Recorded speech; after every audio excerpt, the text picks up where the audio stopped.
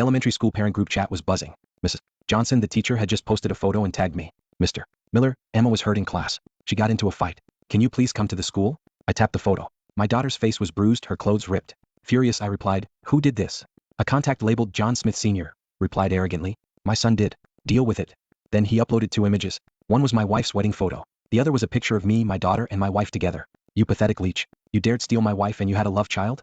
I should have let my son beat that bastard to a pulp. The chat went wild. A torrent of abuse was aimed at me and my daughter. I gunned my car toward the school, firing off messages to my company's legal department. Draft a divorce agreement based on our prenup. Make sure Chloe gets nothing. She's gonna be out on the street. Also, my daughter got attacked at school. Get down there ASAP. I want these people to pay. Using my money to fund a boy toy and a kid? That's just nuts. 1. I screeched into the school parking lot and spotted John Smith Sr. He was surrounded by a gaggle of other parents. John, you're so low-key. I had no idea you were the family behind Global Tech. Exactly. I knew you had an air about you, that CEO swagger. We came out to support you. We can't let those deadbeat cads get away with anything. That's right. What good can a leech's genes be? John is a chip off the old block, doing his part to clean up the scum. Good kid. Even the teacher was bowing and scraping. Mr. Smith, I didn't realize the CEO of Global Tech was your wife. I almost disciplined your son, John Jr. I promise we'll get this sorted.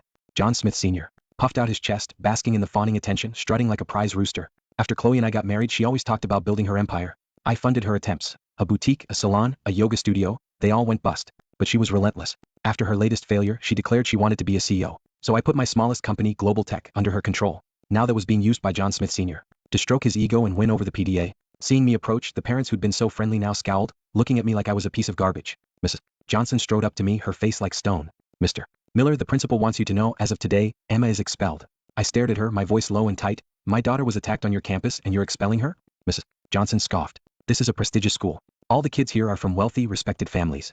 Emma, a love child, is ruining our school's reputation. My jaw tightened. You might want to figure out who the actual love child is. Just then John Smith Sr. stepped in, landing a punch square on my jaw. You pathetic loser. You think you can strut in front of me? You think that love child gives you a shot at my family's money?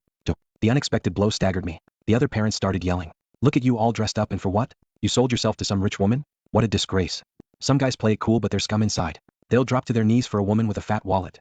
Deadbeat dads are the worst. Their kids should just be gone. The yelling and accusations drew a crowd. People pointed, took photos and videos, even spat at me. I ripped off my expensive suit jacket and threw it in the trash. Then I stared right at John Smith Sr. First you sicked your son on my daughter, then you hit me. You're above the law? John Smith Sr. sneered. The law is coming for you, you parasite. I'm just doing what's right. What's there to be afraid of? You knew my wife was the CEO of Global Tech and you used that to manipulate her. But I'm her real husband. If I wanted to wipe you and your kid off the map, Chloe wouldn't even bat an eye. The other parents chimed in.